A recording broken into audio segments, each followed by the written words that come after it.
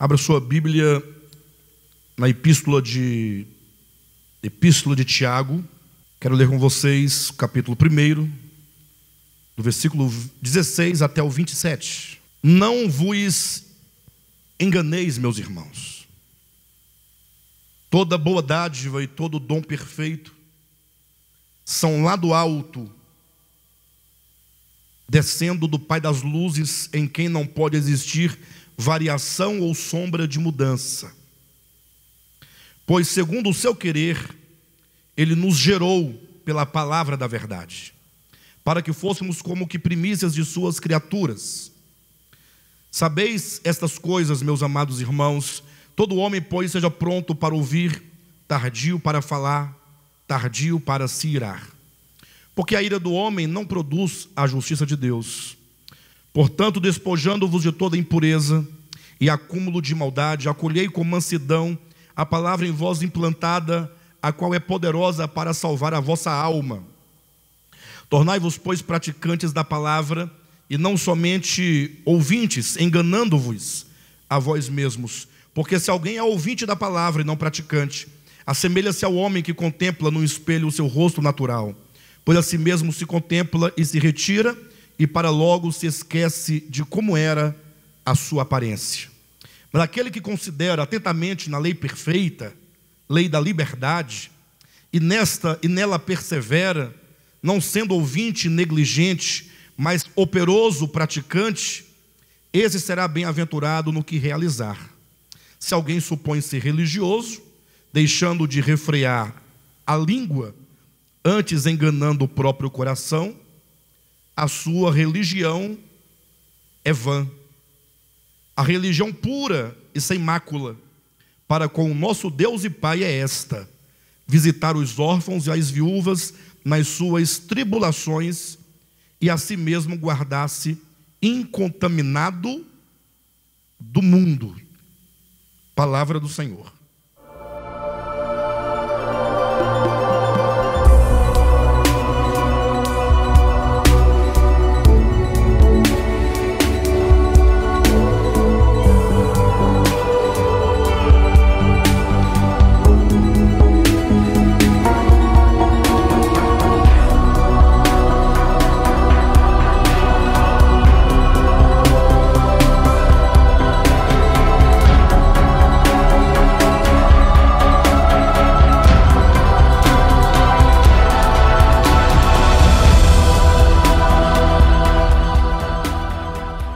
Essa epístola de Tiago é uma epístola muito atual. Eu sei que desde a Reforma Protestante para cá, que essa epístola tem sido muito questionada. Não sei quantos de vocês já ouviram acerca dessa questão, mas o fato é que uma leitura correta dessa carta, dessa epístola, nos levará a perceber o seu grande valor. Poderia dizer que deveríamos nós ler a epístola de Paulo aos Romanos ao lado de Tiago, lendo Tiago e lendo Romanos, porque em Romanos o apóstolo Paulo, ele faz todo um tratado teológico acerca da verdade da justificação pela fé, um dos temas centrais da Escritura, e para nós talvez o mais importante, em razão do fato de ser esta a verdade, a justificação pela fé, uma verdade que abre a nós o acesso à experiência de todas as bênçãos espirituais da parte do nosso Pai.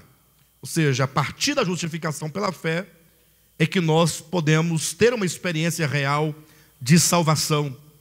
Agora, em contrapartida, Tiago, ele nos fala também acerca da fé, semelhantemente a Paulo em Romanos.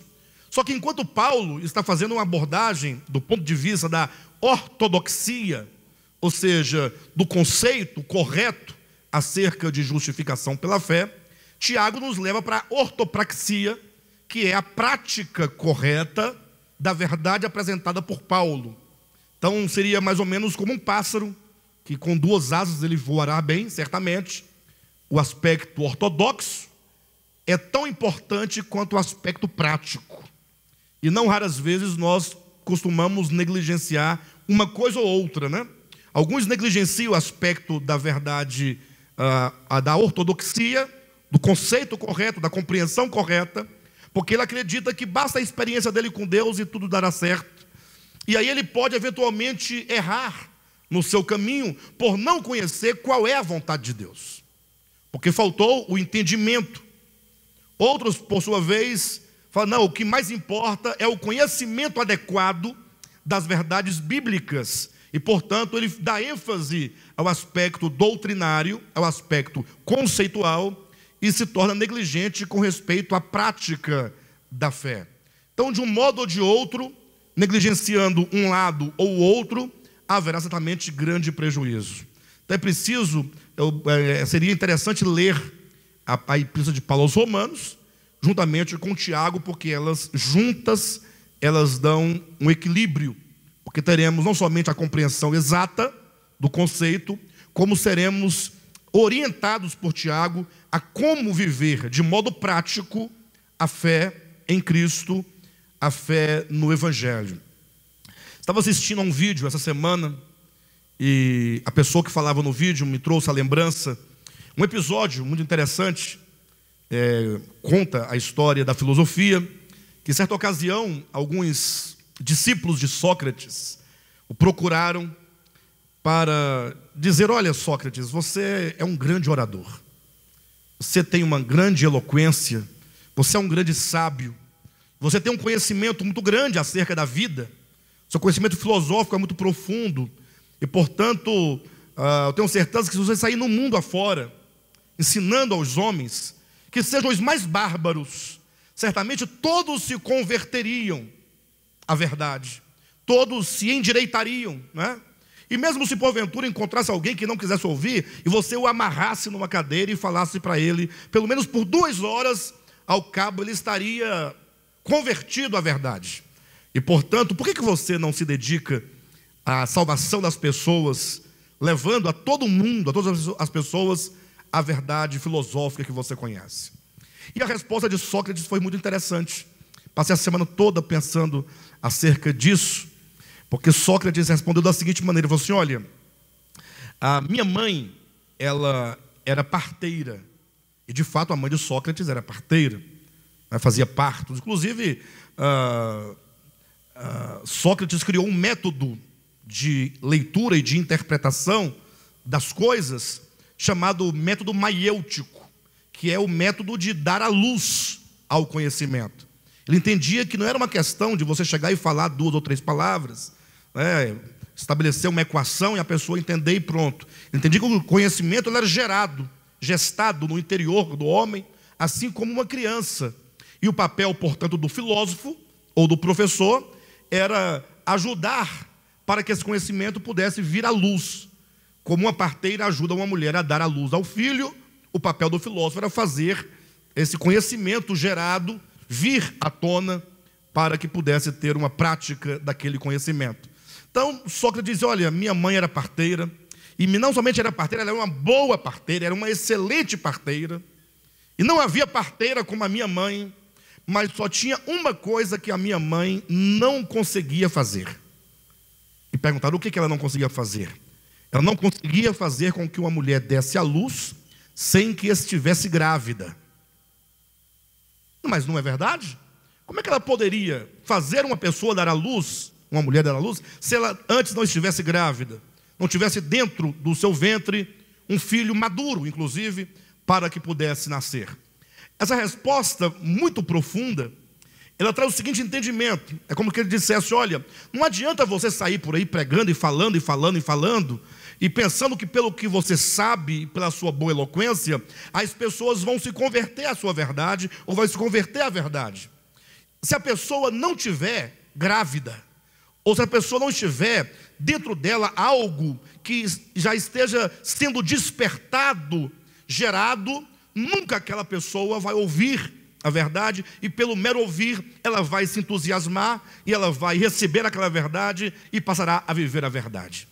É como que você estivesse num grande espetáculo da vida, a vida enquanto um espetáculo, e você vendo aquele teatro, vida enquanto teatro, você sabe, ali pode ser uma ilusão, mas enquanto você não tiver claro de que aquilo é uma ilusão, e quando você estiver simplesmente olhando, aplaudindo, envolvido, sem se despertar, sem gerar uma desconfiança interior de que as coisas não são daquela maneira, você pode já explicar, você pode pregar, você pode ensinar, você pode ler, você pode desenhar.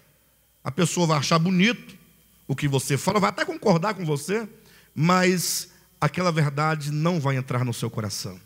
Interessante que Jesus falou algo semelhante a isso, no Evangelho de João, no capítulo 8, quando ele se referiu aos homens dizendo, aos judeus, né? Dizendo assim que eles eram escravos. Jesus os chamou de escravos, escravos do pecado, mas eles não podiam ver que eles eram escravos. Se vocês lerem o capítulo 8 de João, vão perceber como que a grande crise ali, porque o tema do capítulo 8 de João é o pecado, mas o que complica naquele capítulo é o fato de os judeus, sendo eles escravos do pecado, não saberem que eram escravos. Eles se achavam livres. Ou seja, como você pode libertar uma pessoa de uma escravidão a qual ela não reconhece, da qual ela não tem conhecimento? Então, nós temos lutado já há bastante tempo, em todas as mensagens, ministrações, para que os irmãos, cada um de nós, começando por mim e também todos vocês, nós possamos ter não somente um desejo profundo no coração pela verdade, mas que tenhamos um amor profundo pela verdade, que nos leve à investigação, não uma investigação meramente técnica, mas dentro do próprio coração, como quem busca saber onde as coisas não estão se encaixando corretamente.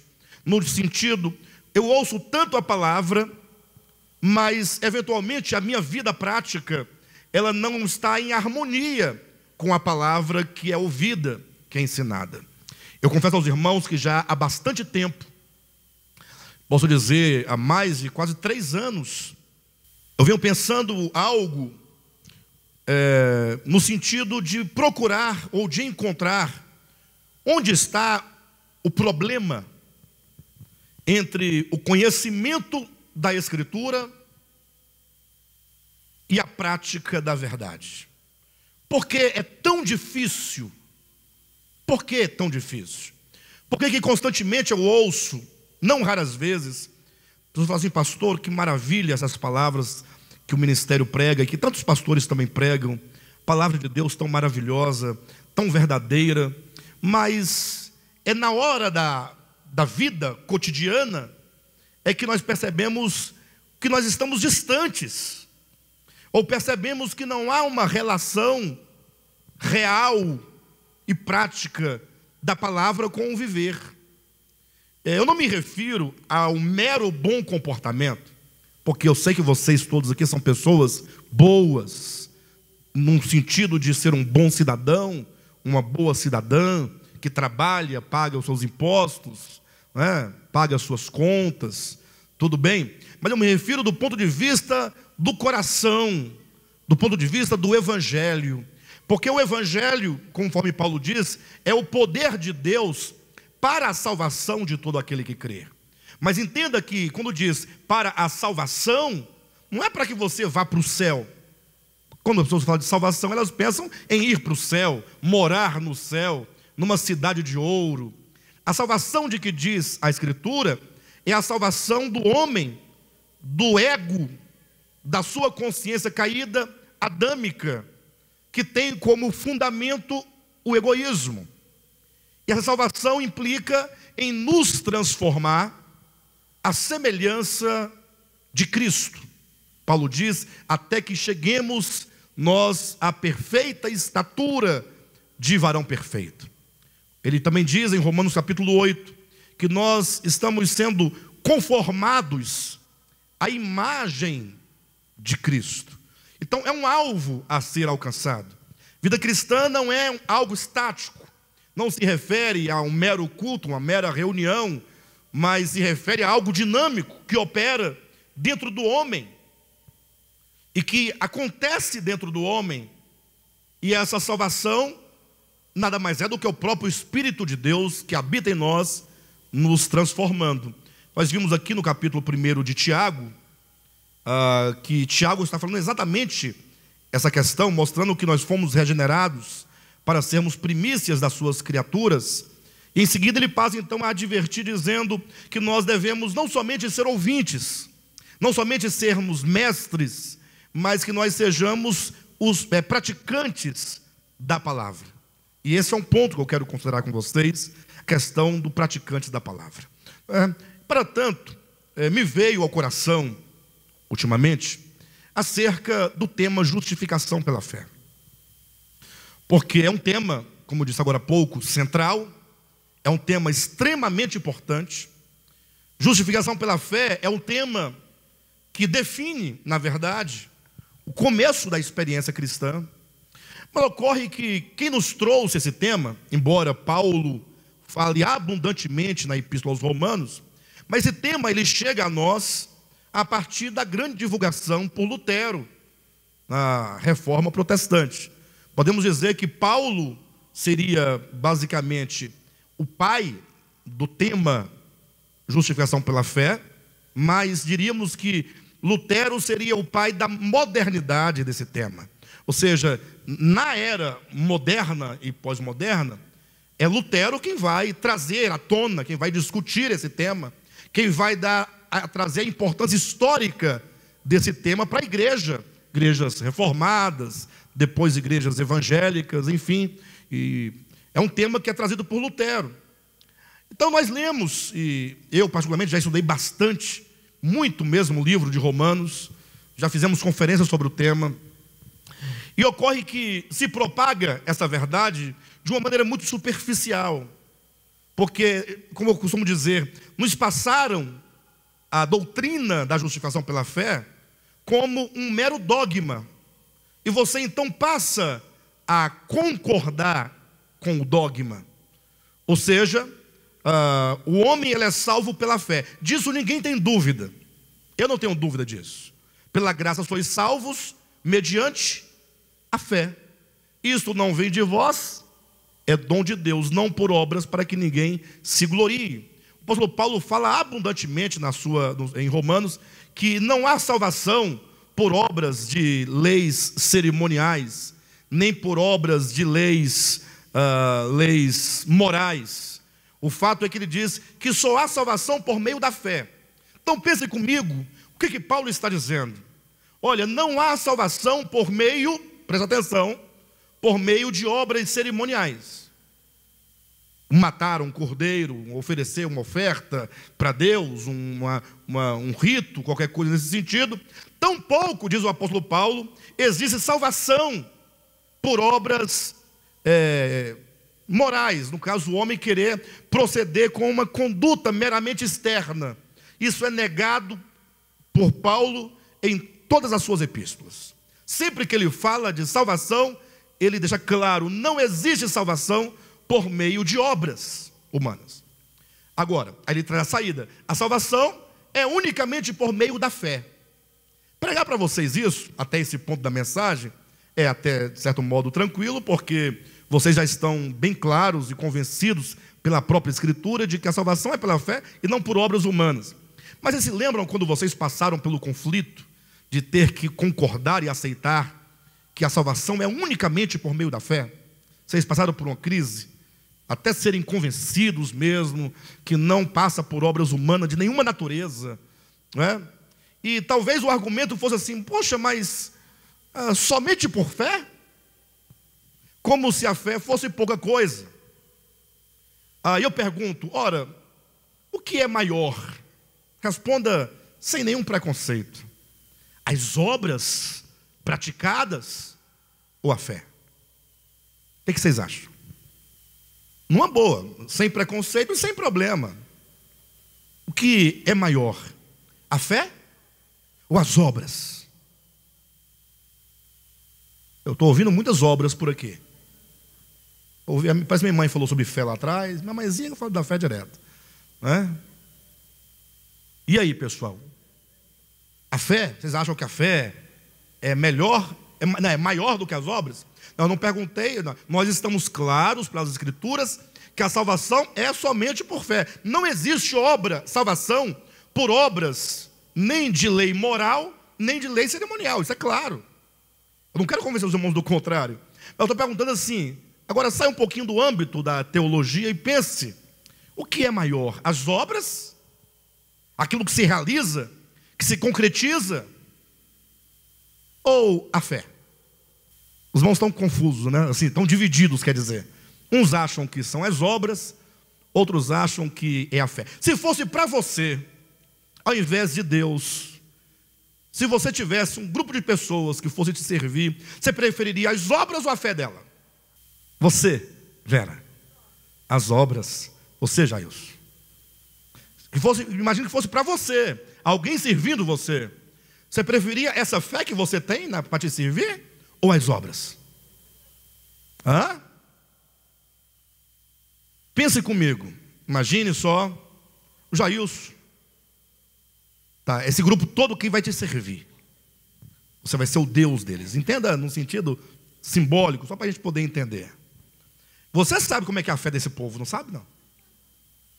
Você ia preferir essa fé desse povo? Ou obras, coisas concretas? Você ia querer as obras. E você ia querer o quê? Quando fala de fé, pensa na sua fé. Não é? Ora, pensando nisso, alguém poderia falar assim, pastor, então nesse caso, a salvação deveria ser por obras. Ou seja, você é salvo porque você realiza, porque você fez por merecer. Não é? Ocorre que quando fala de obras humanas, há um grande problema de que as obras sejam apenas um esforço ou uma prática que não expressa exatamente aquilo que você é no seu coração. É o que a Bíblia chama de obras de madeira, feno e palha. São as obras produzidas pelo medo ou pelo interesse. É aquela obra que é feita pelo mercenário, porque ele quer o prêmio, ou por aquele que é escravo, não é? Então ele quer, certamente, ele está com medo da punição, então ele pode realizar qualquer coisa. Quantas vezes nós não procedemos exteriormente em face das pessoas por razões diversas, né? Nos comportamos de certo modo na presença de algumas pessoas por algum motivo que a gente quer ganhar ou quer passar alguma impressão. Então, a Bíblia é muito clara de que homem algum, ele é salvo por obras de lei, cerimonial, nem moral, mas pela fé. Quando a Bíblia diz que o homem é salvo pela fé, certamente a fé deve ser superior às obras. Do contrário, não poderia haver esse conflito que nós colocamos aqui agora. Então, eu não estou agora me referindo nem à sua fé, nem à minha fé. Estou me referindo ao que diz a Escritura. Por que que o homem ele é salvo tão somente pela fé e não por obras de lei? Então as obras elas são apenas uma aparência. As obras elas podem ser apenas uma aparência. Agora quando fala de fé, e o pastor Josué trouxe algo aqui no início dessa reunião muito importante, acerca da palavra fé. Interessante que quando nós falamos de palavras, nós corremos um risco muito grande, sobretudo nós brasileiros, que estamos aqui com uma língua portuguesa já bastante saturada e cada dia se empobrecendo mais, e muito distante das línguas de onde a própria palavra, o português veio, a sua origem, e distante de grandes línguas que nortearam o pensamento do mundo, como por exemplo o grego. Então ocorre que muitas vezes nós tomamos uma palavra e por causa do esvaziamento semântico daquela palavra, aquela palavra passa a não significar quase nada para nós. Quando fala de fé, o que você imagina? O justo viverá pela fé. O homem é justificado pela fé. Aí fica fé uma palavra muito religiosa. A ideia de que você tem uma certa devoção por Deus, que você frequenta alguma igreja, que você tem alguns dogmas. Mas interessante que a palavra fé, tanto no grego, pastor Josué, quanto no latim, a raiz da palavra fé é a raiz da palavra fidelidade. E qual que é a relação? Por que fé em grego, fé em latim, significa fidelidade? A raiz de uma palavra é o cerne semântico, significativo. Então, se a palavra nasce no grego como fidelidade, ela nasce no latim enquanto fidelidade. A pergunta é: qual a relação do meu conceito de fé com o conceito de fidelidade? Essa é uma pergunta que nós devemos fazer. Quando Paulo diz que o homem ele é justificado por meio da fé, ele quer dizer que somente a fé é que pode justificar o homem diante de Deus. No sentido de que a fé, enquanto dom de Deus, a fé enquanto atributo do espírito humano, a fé enquanto algo que é gerado pelo próprio Espírito de Deus, portanto a fonte disso é Deus e não é o homem, mas essa fé no homem, ela é capaz de alinhar a sua consciência com a pessoa de Deus, com a palavra de Deus, com os propósitos de Deus. Quando Paulo diz, portanto, o justo viverá por meio da fé, ou que o homem ele é justificado por meio da fé, ele está dizendo que o homem ele só é justificado, ou ele só é alinhado a Deus, ele só encontra harmonia com Deus por meio da fé. Quando o homem, ao ouvir a palavra de Deus e compreender a palavra de Deus, e aquela palavra uma vez ouvida, aquela palavra uma vez compreendida, aquela palavra uma vez recebida, ela entra no coração daquele que ouviu aquela mensagem, e agora aquela palavra, ela se assenta no coração, e ela toma de conta do ser do homem, de modo agora que aquela pessoa que recebeu aquela palavra, que diz que tem fé no Evangelho, ele agora se torna um com aquela palavra. Ou seja, não é uma questão meramente de você acreditar. O conceito de fé é muito maior do que o mero conceito de acreditar. Inclusive, quando nós lemos na Bíblia abundantemente, né? Crer, crer, crer, no latim credere, né? A palavra fé é o ato de ter fé, enquanto que o crer, você pode simplesmente falar assim: não, eu acredito em muitas coisas. Se eu perguntar se você acredita que o Brasil ele foi descoberto no ano de 1500, o que vocês vão responder? É um conhecimento que você aceita como correto e o tem por correto. Agora, o quanto que esse conceito muda a sua vida? O quanto que esse conceito muda a sua vida? Absolutamente em nada. Sim ou não? Não altera o teu ser. E Tiago, na sua epístola, interessante, quando ele escreve essa epístola, Tiago está diante de uma assembleia, ou escrevendo para um grupo de judeus convertidos ao Evangelho, que fazia questão de praticar a lei de Moisés. Eram judeus convertidos a Jesus Cristo, mas que queriam guardar a lei, que queriam ter um compromisso com a lei. Interessante que Tiago em nenhum momento ele vai dizer: não, não faça isso. Mas ele vai conversando nessa carta com esses destinatários, tentando mostrar a eles o quanto que é uma tolice você simplesmente ter uma defesa em torno de uma suposta verdade, mas aquela verdade não fazer parte do seu coração. Ele chegou a dizer no capítulo 2, versículo 10 da sua epístola, dizendo: aquele que guarda toda a lei e tropeça num só ponto, ele é culpado de todos.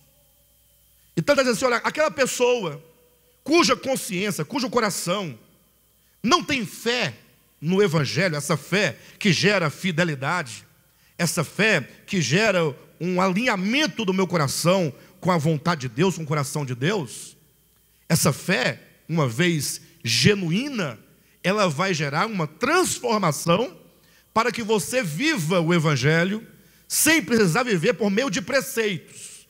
Porque se você estabelecer um tanto de preceitos, você só vai poder cumprir aqueles preceitos que são, de certo modo, exteriores a você. Se for te proibido de você usar um relógio, você se abstém do relógio, você não usa mais. Pronto, você se sente agora adequado. Mas o Evangelho trata com o coração do homem. Por isso que Tiago, ele vai na sua epístola, vai usar dois exemplos para demonstrar o poder da fé, o poder transformador da fé, e ele usa a pessoa e a experiência de Abraão e de Raabe. Raabe, uma prostituta, uma mulher que morava na cidade de Jericó, uma prostituta que morava sobre os muros, sobre o muro de Jericó, recebia constantemente pessoas de vários lugares. Além de mulher, prostituta, era cananeia, e eles faziam parte de um povo condenado. E ocorre que quando essa mulher ouviu falar que o povo de Israel vinha para destruir a cidade, logo quando ela ouviu falar do que Deus havia realizado pelas pessoas que a pregoavam, o que ela fez? Ela pegou e voltou o seu coração para Deus. Ela voltou o coração, no sentido de que ela correu sérios riscos e sério perigo quando acolheu os espias. Mas Tiago está dizendo assim: olha, a fé, quando ela é genuína, ela vai gerar uma reação positiva. Você pode até dizer que crê no Evangelho, Tiago vai estar dizendo, mas se essa sua fé não te move, essa fé é uma fé minimamente suspeita. Ele vai colocar em termos dizendo: mostre-me a tua fé. Essa fé tem que ser viva. Falando de Abraão, ele fala que Abraão chegou a um ponto de obediência a Deus, em razão da sua fé, de entregar o próprio filho em holocausto. Sabemos que Deus não pediu o holocausto real do filho sobre, ele pediu aqui no coração. Tanto é que tão logo Abraão estava totalmente disposto a baixar o cutelo, o Senhor falou: não, Abraão, não imole o seu filho. Não há desistência de Deus, mas foi no coração imolado. Mas o episódio nos deixa claro até que ponto a fé de uma pessoa é capaz de alterar totalmente o curso da sua vida. Então Tiago escreve essa epístola para falar acerca desse poder da fé, para demonstrar que justificação pela fé não é uma mera doutrina, uma coisa vazia, uma coisa destituída, digamos assim, de um sentido real na sua vida. Não, a fé, ela muda muitas coisas. Por isso, ele traz aqui uma série de exemplos de como que a fé pode mudar o coração das pessoas nos seus relacionamentos, no seu dia a dia. E eu quero que os irmãos me acompanhem aí na epístola de Tiago, no capítulo 2. O primeiro ponto que ele fala é acerca de não fazer acepção de pessoas. Meus irmãos, não tenhais a fé em nosso Senhor Jesus Cristo, Senhor da glória, em acepção de pessoas. Se, portanto, entrar na vossa sinagoga algum homem com anéis de ouro nos dedos, em trajos de luxo, e entrar também algum pobre andrajoso, e tratardes com deferência o que tem os trajos de luxo, e lhe disserdes: tu, assenta-te aqui em lugar de honra, e disserdes ao pobre: tu, fica ali em pé, ou assenta-te aqui abaixo do estrado dos meus pés. Não fizeste distinção entre vós mesmos, e não vos tornastes juízes, tomados de perversos pensamentos? Ouvi, meus amados irmãos, não escolheu Deus os que para o mundo são pobres, para serem ricos em fé e herdeiros do reino que Ele prometeu aos que o amam? Entretanto, vós outros menosprezastes o pobre. Não são os ricos que vos oprimem, e não são eles que vos arrastam para os tribunais?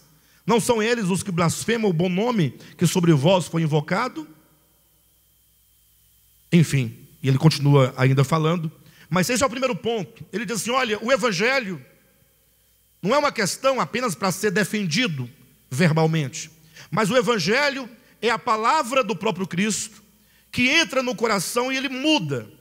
E ele muda o quê? Ele muda o meu olhar em relação ao outro. Ele está dizendo: olha, como é que nós tratamos as pessoas? Ora, certamente é fácil você tratar bem uma pessoa nobre, uma pessoa rica, uma pessoa próspera, uma pessoa que, humanamente falando, seria aquela que pode te dar algo.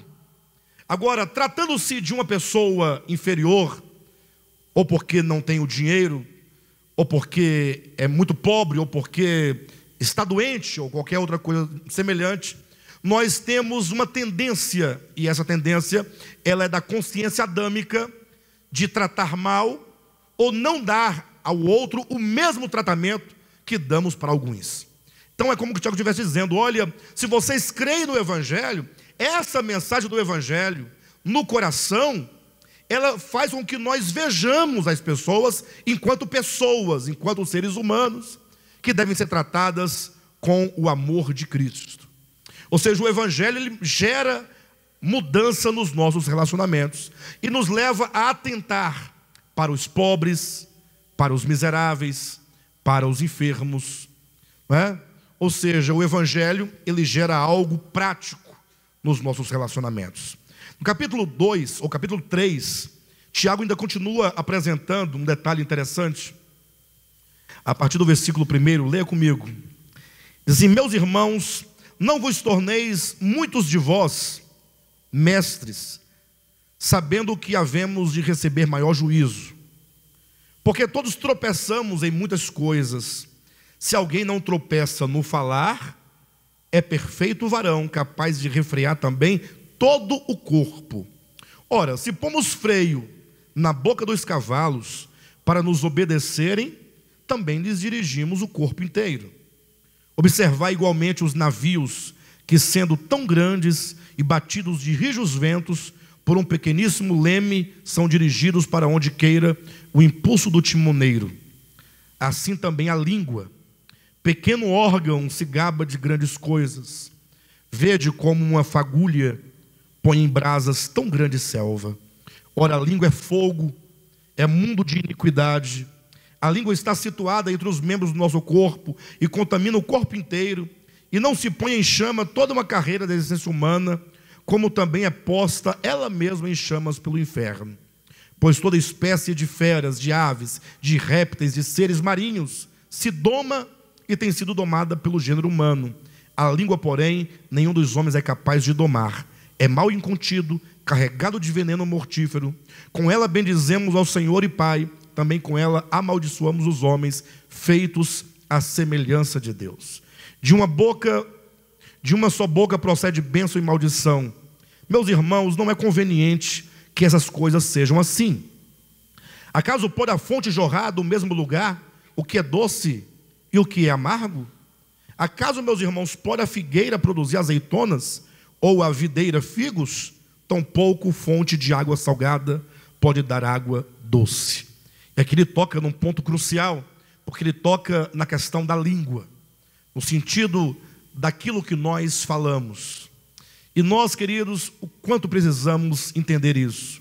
Porque não sei por qual motivo, mas nós nos achamos senhores das pessoas.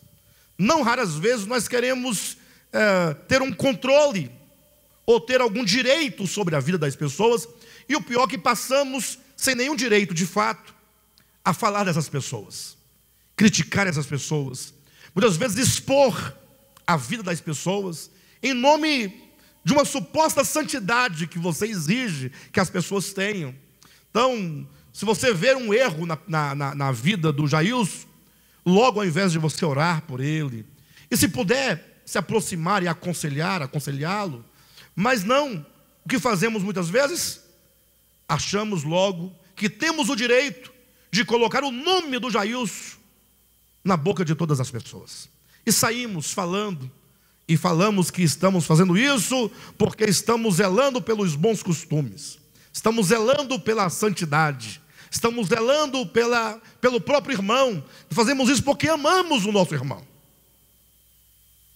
E a Bíblia fala, olha, o Evangelho, quando entra no coração de uma pessoa, ele serve como uma maneira de trazer ao homem uma sabedoria, para que ele não venha usar a sua língua de maneira errada, para os fins errados, seja com a mentira, seja, como diz o texto, com a maldição, seja com a lisonja, seja com sofismas, seja com o que for, A língua tem que ser usada para a glória de Deus, para bendizermos a Deus, para darmos graças a Deus, para abençoar o nosso próximo. Eu sei que todos nós temos muitas dificuldades em muitas coisas, e sei que a questão da língua é uma questão quase que geral, quase de todos os homens.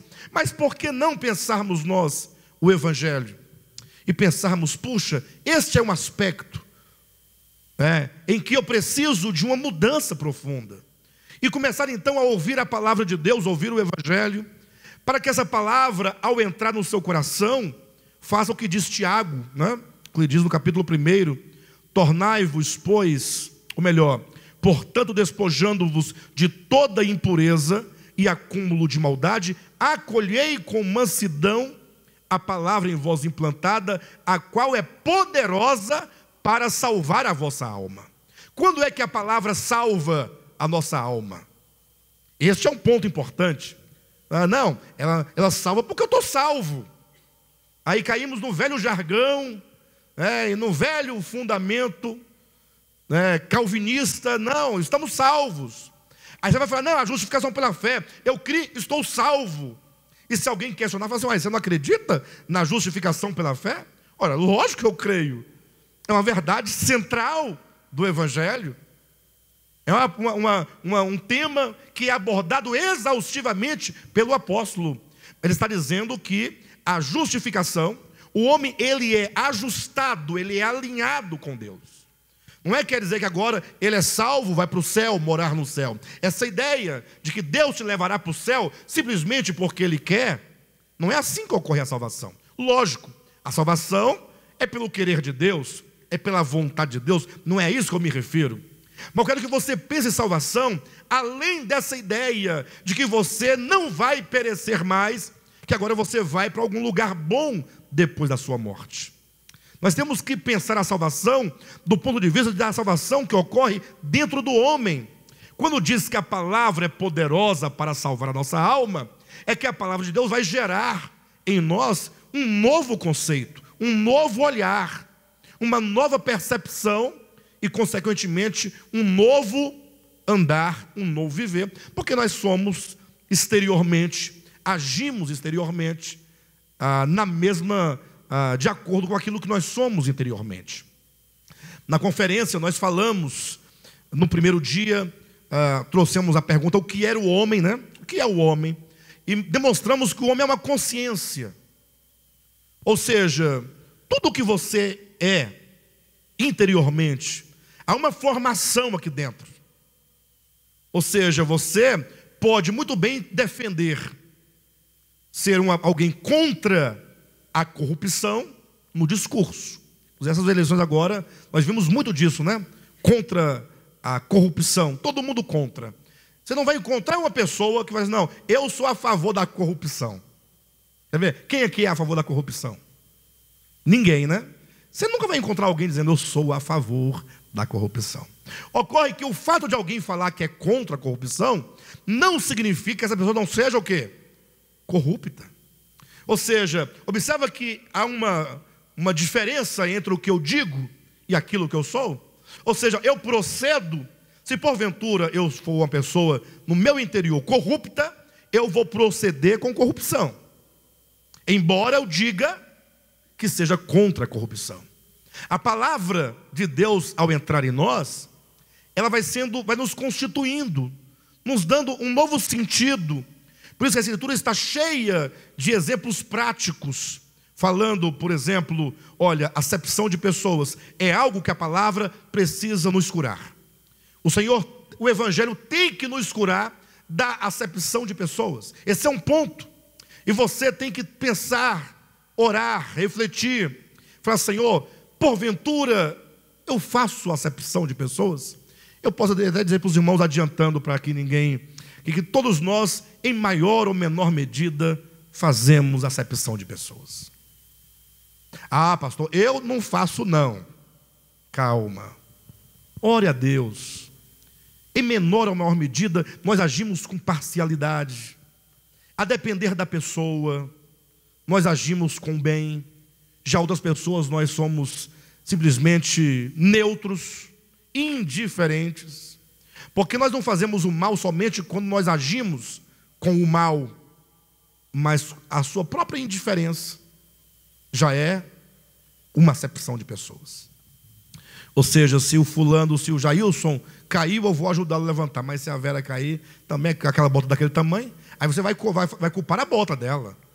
Aí você vai justificar por que você ajuda um e não ajuda o outro. Não, o outro por causa da bota dela.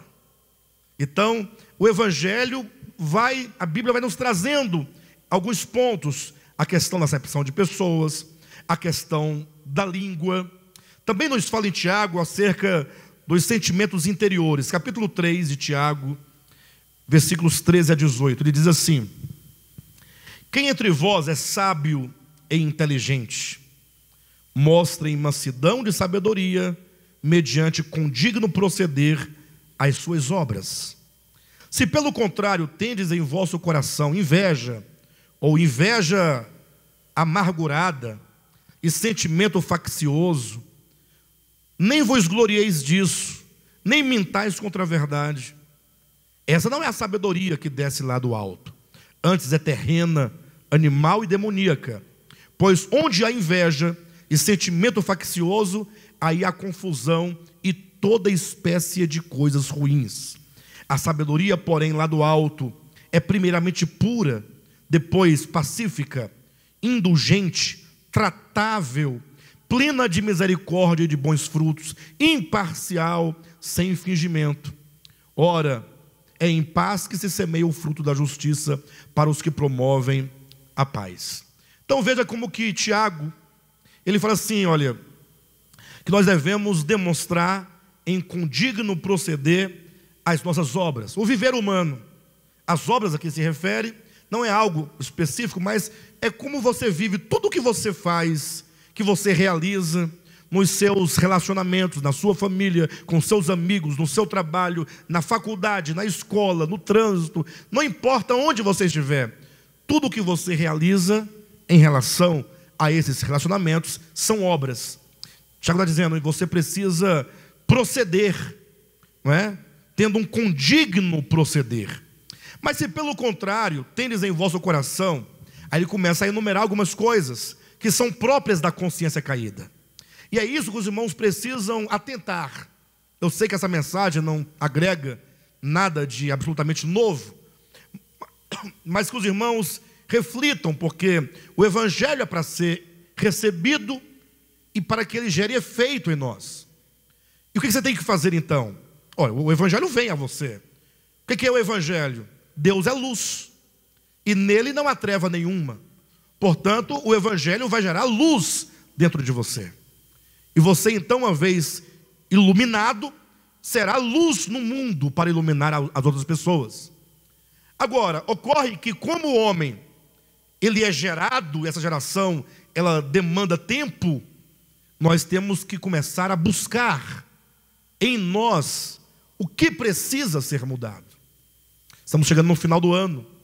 É um bom momento de refletirmos, de pensarmos, de considerarmos. E Tiago diz, olha, pense comigo, se em você existe inveja amargurada, não é somente inveja, é inveja amargurada.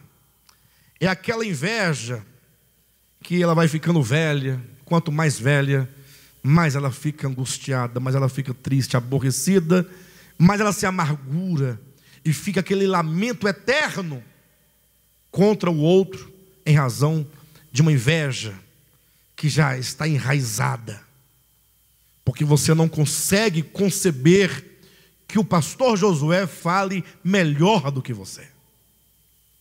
Josué tem uma eloquência belíssima, um vernáculo amplo, além de ter um tom baixo, um barítono, uma voz bem aveludada. E aí então eu também sou pregador e eu fico com uma inveja do Josué. E quanto mais eu puder criticar, falar mal, não elogiar, puxar o tapete para que eu destrua isso, e como eu não consigo ter o que ele tem, quanto mais ele cresce, mais eu fico amargurado no meu coração. Se em vós, diz Tiago, tendes inveja amargurada e sentimento faccioso, de divisão. Isso é o que mais tem, né?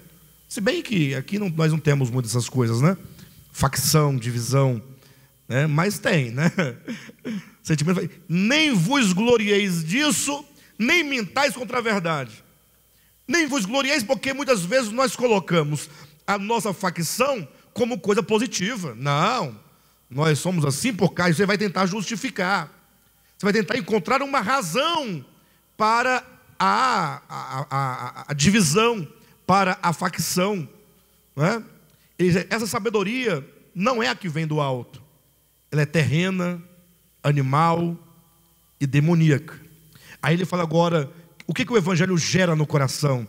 17, a sabedoria, porém, lá do alto é primeiramente pura, depois pacífica, que maravilha, indulgente, tratável,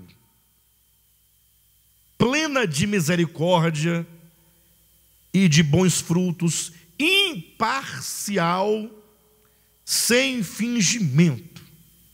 Então, o evangelho quer gerar isso no nosso coração. Isso é ser salvo.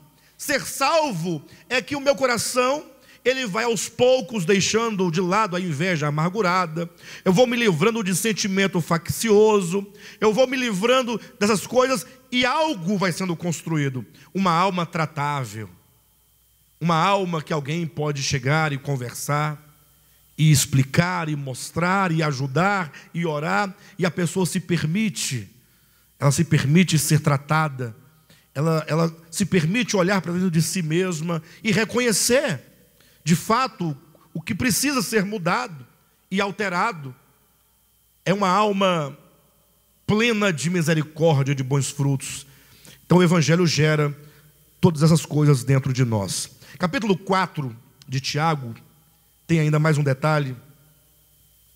Ele diz assim: de onde procedem guerras e contendas que há entre vós? Pense comigo. Nós temos nos nossos relacionamentos guerras e contendas, não temos? Fala a verdade. Não acontece? Você lembra alguém agora, na sua cabecinha, não precisa falar alto não, com quem você tem guerra e contenda? Uma coisa que não acaba nunca.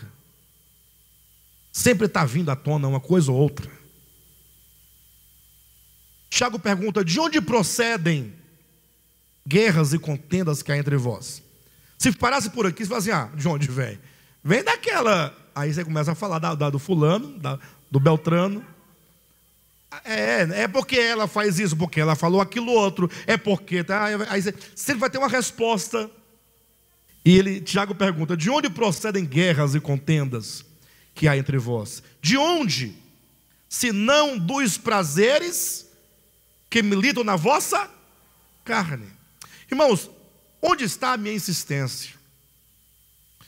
Onde está aqui? Por que eu insisto tanto nesses detalhes? Queridos, por muito tempo,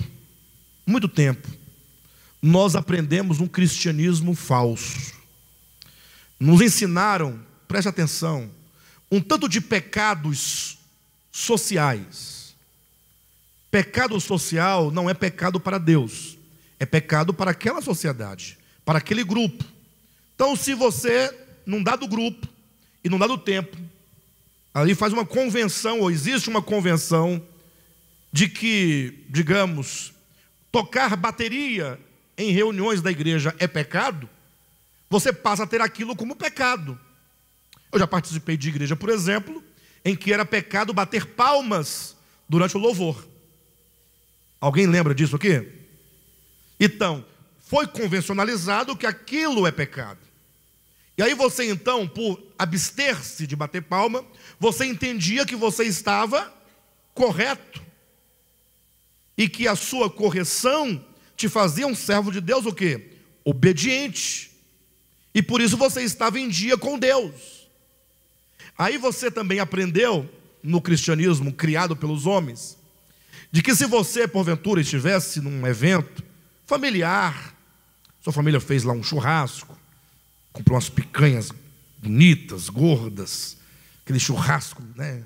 Chega a estar estralando ali embaixo, não é? Aquela gordura caindo. E aí o irmão Jailson chega lá com uma lancheirinha cheia de cerveja gelada. E você foi ensinado que se você beber aquela cerveja, você peca. Você não foi ensinado assim? E que se você, portanto, se abstém de beber a cerveja, você é um servo obediente, você não está pecando, e, portanto, você é um servo aceito por Deus, está em dia com Deus, sua fé está em dia. Aí você aprendeu que, se você estiver nesse mesmo churrasco, você não pode pegar um violão e cantar umas músicas do Zé Ramalho, digamos, ou de Geraldo Vandré, na boiada já fui boi. Que maravilha, né? Mas você aprendeu que não pode cantar, porque é música do mundo. Ou seja, você tomou um tanto de pecados sociais, criados pelos homens, que não encontra na Escritura nenhum apoio acerca disso, nenhum apoio, absolutamente. E agora você se sentia um crente, um crentão, salvo, santo. Tá bom. Então a minha insistência é: você precisa destruir esse entendimento equivocado. Não que você deva comer o churrasco, beber a cerveja, não.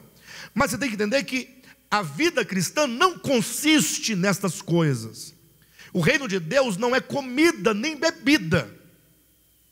Para que você então agora se aproprie de uma visão correta do que é o reino de Deus em você. Então o Evangelho, a palavra de Deus, vai gerar em você, despertar a vida do reino de Deus.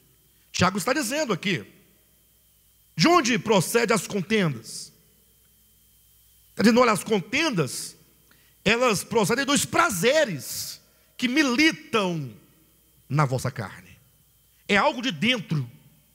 Tudo que você vir aqui no Evangelho, no Novo Testamento, em termos de Evangelho, vai apontar para dentro do homem.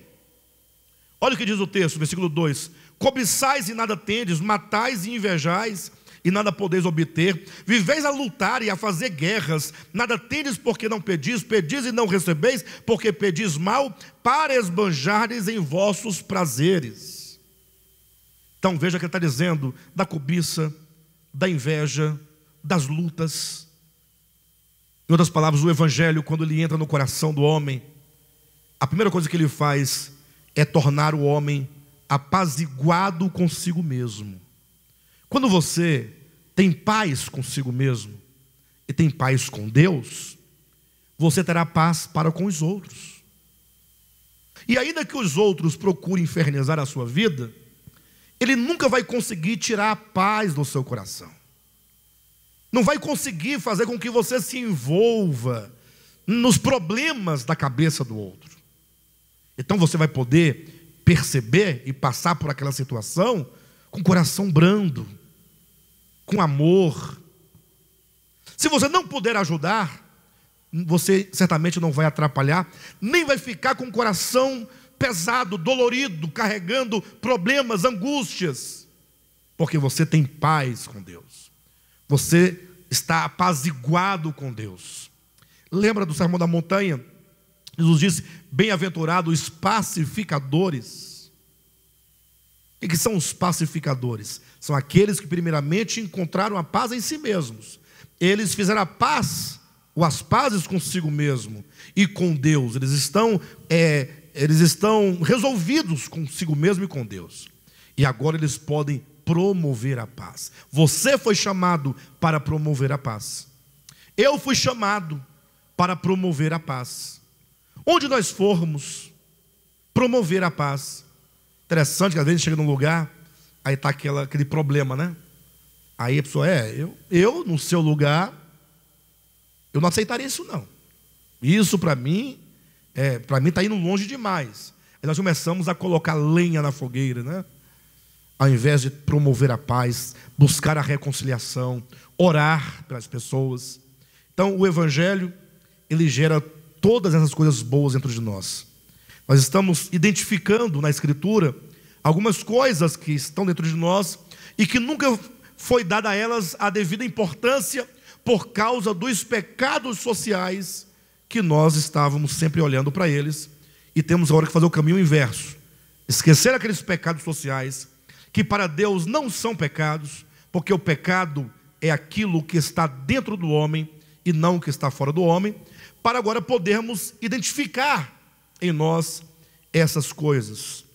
Capítulo 4, versículo 13 de Tiago, diz assim: atendei agora, vós que dizeis, hoje ou amanhã iremos para a cidade tal, e lá passaremos um ano, e negociaremos, e teremos lucros. Interessante. Veja que não é pecado você ter uma busca de uma melhora de algo, mas aqui diz assim, olha, atendei agora, vós que dizeis, hoje ou amanhã iremos para a cidade tal, e lá passaremos um ano, e negociaremos e teremos lucros. Nós lemos aqui no início, volta um pouquinho no capítulo 1, e Tiago começa dizendo assim, 1,16 de Tiago: não vos enganeis, meus amados irmãos. Está dizendo, não raras vezes nós ficamos nos enganando, e este é um ponto que ele diz, olha, você que diz, hoje ou amanhã irei para a cidade tal, passarei um ano, negociarei, terei lucro. Versículo 14: vós não sabeis o que sucederá amanhã, que é a vossa vida. Sois apenas como neblina que aparece por um instante e logo se dissipa. Em vez disso, devíeis dizer, se o Senhor quiser, não só viveremos, como também faremos isto ou aquilo. Agora, entretanto, vos jactais das vossas arrogantes pretensões. Toda jactância semelhante a essa é maligna. Ou seja, nós muitas vezes dirigimos a nossa vida sem confiar em Deus e sem buscar a direção de Deus. Não raras coisas dão errado na nossa vida, nos trazem dores profundas, porque simplesmente somos arrogantes em considerarmos que somos capazes de fazer e acontecer por nós mesmos sem Deus. Então o Tiago está dizendo, olha, o Evangelho ele gera um coração dependente, um coração que busca em Deus a direção. Portanto, nunca diga, hoje, amanhã eu farei isso, aquilo, outro, e vai acontecer e vou concretizar e ponto final. Mas diga, não, se o Senhor permitir, o Senhor vai à minha frente, Senhor dirige meus passos, me dê sabedoria, me dê entendimento, me dê clareza, me dê uma palavra, e o Senhor certamente vai nos dirigir, porque o Evangelho gera em nós esse coração tratado. Por último, capítulo 5, versículo 3 de Tiago, diz assim, no versículo 1 em diante, né? Atendei agora, ricos, chorai, lamentando, por causa de vossas desventuras que vos sobrevirão. As vossas riquezas estão corruptas, e as vossas roupagens comidas de traça. O vosso ouro e a vossa prata foram gastos de ferrugens, e a ferrugem há de ser por testemunho contra vós mesmos, e há de devorar como fogo as vossas carnes. Tesouros acumulaste nos últimos dias. Eis que o salário dos trabalhadores que ceifaram os vossos campos, e que por vós foi retido com fraude, está clamando, e os clamores dos ceifeiros penetram até os ouvidos do Senhor dos Exércitos. Tendes vivido regradamente sobre a terra, tendes vivido nos prazeres, tendes engordado o vosso coração em dia de matança, tendes condenado e matado o justo, sem que ele vos faça resistência. E aqui fala, portanto, das riquezas. As riquezas é um grande problema para nós, né? Vivemos num mundo, num país capitalista, vivemos num mundo em que o trabalho de cada um é visto como a fonte de onde cada um tira o seu sustento, e por isso nós muitas vezes deixamos de olhar para o nosso lado, olhar para os outros. Por que será que Deus permite que uns tenham tanto, outros tenham menos. Por que será que o Senhor permite? E eu indaguei já várias vezes isso, até eu compreender. Interessante, a nossa igreja é uma igreja simples, pequena, com tanta dificuldade financeira. Mas, poxa, Deus é o dono do ouro e da prata, não? Deus, para que Deus ele poderia resolver nosso problema rápido, simples. Mas por que Deus não faz? Por que Deus não muda? Se Deus, aí alguém falar, não, pastor, vamos orar para Deus mandar um empresário riquíssimo, porque aí ele dá, só a oferta dele resolve todos os problemas, os irmãos nem precisarão ofertar mais, porque só uma oferta resolverá todos os problemas. Mas veja, será que Deus não permite tudo isso para que nós exercitemos a generosidade, exercitemos a fraternidade, exercitemos o espírito de dar, de dividir, de compartilhar? Porque quando isso acontece, o nosso coração ele é tratado. Não é sem razão que Jesus disse, falando em relação às riquezas, ele disse que nós devemos depositar o nosso dinheiro onde a traça e a ferrugem não corroem. Não é isso? E aí ele conclui dizendo: onde está o vosso coração, ou onde estiver o vosso tesouro, aí estará o vosso coração. Então, esse ponto é muito importante, porque ele toca diretamente conosco, em nós. Ou seja, não basta nós pensarmos, não, tudo bem, somos salvos pela fé, temos fé, e entender essa fé como sendo simplesmente um acreditar na morte de Cristo, e um acreditar que Ele vai voltar, e ponto final. E por que as coisas não mudam? Porque a nossa visão ainda é uma visão dogmática, defendendo um dogma.